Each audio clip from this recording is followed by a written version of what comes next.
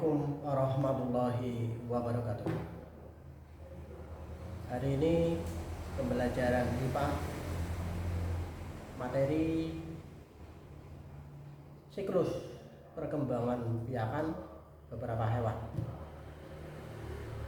Dalam pembelajaran ini kalian diharapkan mampu mendeskripsikan siklus perkembangbiakan beberapa hewan yang ada di lingkungan sekitar kita. Itu tujuan yang pertama. Tujuan yang kedua, diharapkan kalian mampu membedakan siklus perkembangbiakan beberapa hewan yang melalui metamorfosis, yang tidak melalui metamorfosis, yang melalui metamorfosis tidak sempurna, maupun yang melalui metamorfosis sempurna. Untuk mengawali pembelajaran IPA hari ini, mari kita membaca Bismillah bersama. Bismillahirrahmanirrahim. Semoga pertemuan ini, pembelajaran ini bermanfaat untuk kita semua dan diridhoi oleh Allah Subhanahu wa ta'ala. Amin ya rabbal alamin. Anak-anakku sekalian, pada pembelajaran IPA minggu lalu kita telah mempelajari bagian bentuk tubuh hewan dan bagian bentuk dan bagian bentuk tumbuhan beserta fungsinya. Dalam perkembangbiakan hewan, ada yang dengan cara bertelur, ada yang dengan cara melahirkan, ada yang melalui metamorfosis, yaitu perubahan bentuk, ada yang melalui metamorfosis tidak sempurna, dan ada yang melalui metamorfosis sempurna. Kita mulai dari perkembangbiakan seekor ayam. Ayam berkembang biak dengan cara bertelur.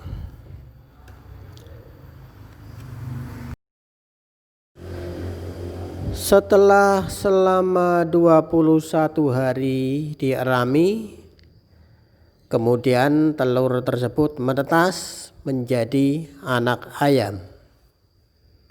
Seiring berjalannya waktu, anak ayam yang semula kecil makin lama ukurannya makin besar, terus tumbuh dan tumbuh. Dan jadilah mereka ayam dewasa. Ukurannya lebih besar, tenaganya pun lebih kuat, lebih sempurna. Demikianlah siklus perkembangbiakan seekor ayam. Berikutnya perkembangbiakan binatang yang melalui metamorfosis tidak sempurna. Salah satunya adalah kecoa. Mula-mula kecoa bertelur, kemudian menetas menjadi limfa.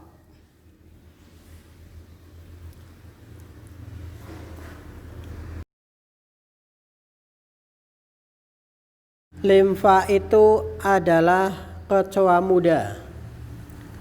Makin lama tumbuh makin membesar, terus membesar dan tumbuh. Inilah siklus perkembangbiakan kecoa. Itu gambarannya. Berikutnya perkembangbiakan kupu-kupu. Mula-mula kupu-kupu bertelur di tempat yang aman, di atas daun atau di tempat yang memungkinkan aman. Setelah bertelur, biasanya kupu-kupu mati. Setelah cukup waktu, telur kupu-kupu tersebut akan menetas menjadi seekor lalat. Lalat keluar dari cangkangnya untuk kemudian menghabiskan cangkangnya. Nah, ulat ini memakan dedaunan. Dia hidup di pohon-pohon sampai beberapa waktu, bahkan sampai ukurannya besar. Kemudian berubah menjadi pupa atau kepompong. Dia terus berubah sampai kuat, sampai tua. Dan ini proses pupa atau kepompong menjadi kupu-kupu. Kemudian kupu-kupu akan keluar dari pupa tersebut. Secara perlahan dia keluar dan jadilah menjadi kupu-kupu dewasa. Jika digambarkan, siklus perkembangbiakan kupu-kupu adalah seperti ini. Sudah paham anak-anak? Ya, sebelum materi dilanjut, Pak Guru mau mengajukan beberapa pertanyaan. Pertanyaan pertama, dengan cara bagaimana ayam berkembang biak? Ayam berkembang biak dengan cara bagaimana? Silakan berpikir bersama. Ya, betul sekali. Ayam berkembang biak dengan cara bertelur. Pertanyaan kedua, salah satu contoh binatang yang mengalami metamorfosis tidak sempurna adalah binatang apa? Ya, betul. Kecoa. Pertanyaan ketiga, salah satu contoh binatang yang mengalami metamorfosis sempurna adalah binatang apa? Ya, betul. Kupu-kupu.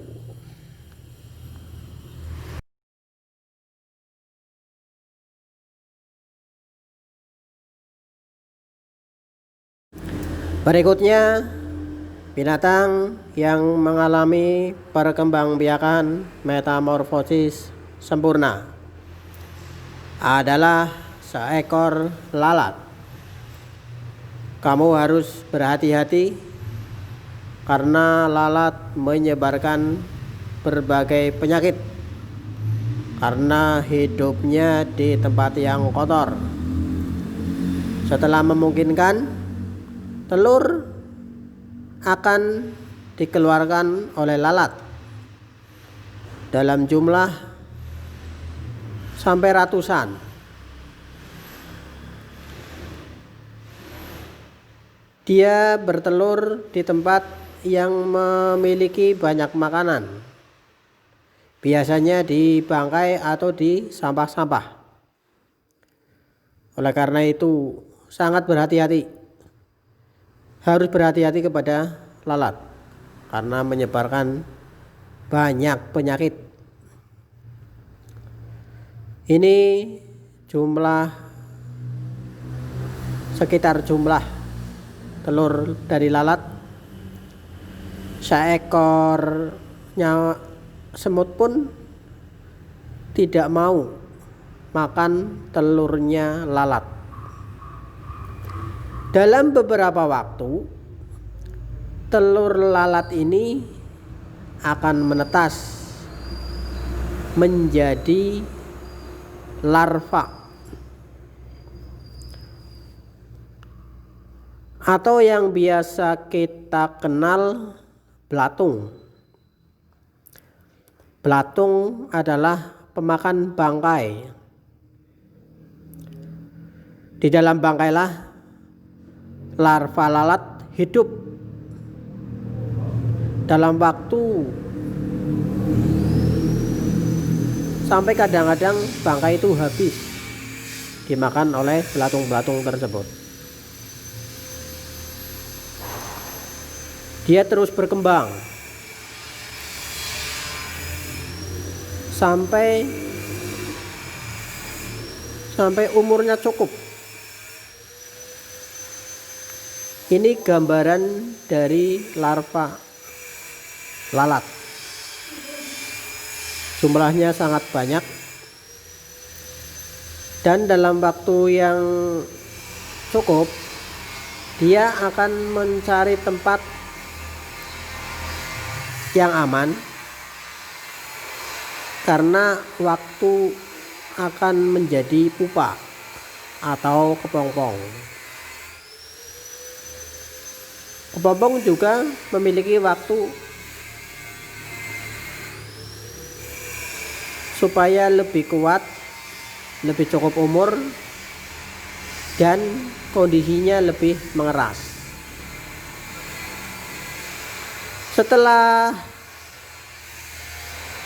memungkinkan cukup untuk menetas, kemudian pupa ini akan menetas. Inilah proses menetasnya lalat dari pupa atau kepompong. Kita lihat sekali lagi proses menetasnya lalat dari pupa atau kepompong. Dia menetas langsung menjadi lalat dewasa, langsung bisa terbang, langsung bisa beraktivitas, langsung bisa mandiri. Ini proses menetasnya dari jarak dekat. Kepalanya masih terlihat lunak. Dia berusaha keluar sampai pupanya pecah.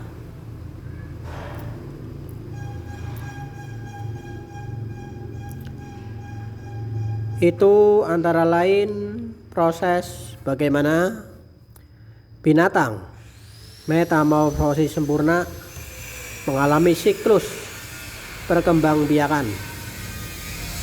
Dari perubahan bentuk dari telur, kemudian dari larva berubah jadi kepompong, kemudian menetas menjadi lalat. Ini proses melebarkan sayap, karena di dalam pupa sayap masih terlipat. Dia menggerakkan badannya untuk mengembangkan sayapnya. Bisa kamu lihat, inilah siklus perkembangbiakan lalat.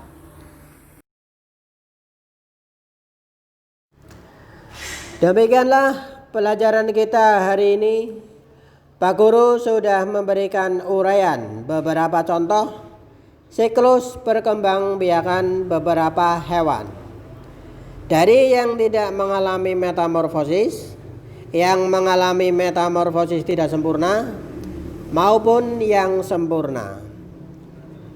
Contoh lain binatang yang mengalami metamorfosis tidak sempurna adalah belalang. Masih banyak binatang yang mengalami binatang yang mengalami metamorfosis sempurna. Misalnya nyamuk dan katak. Untuk berikutnya silakan kamu jawab menjawab pertanyaan berikut ini. Pertanyaan pertama, berikan 2 contoh binatang yang berkembang biak tanpa mengalami metamorfosis. Pertanyaan kedua, berikan 2 contoh binatang yang berkembang biak dengan metamorfosis tidak sempurna. Pertanyaan yang nomor 3, jelaskan bagaimana proses perkembangbiakan seekor kecoa. Pertanyaan terakhir, pertanyaan nomor 4, jelaskan bagaimana proses perkembangbiakan kupu-kupu. Jawaban dikirim Japri. Silakan.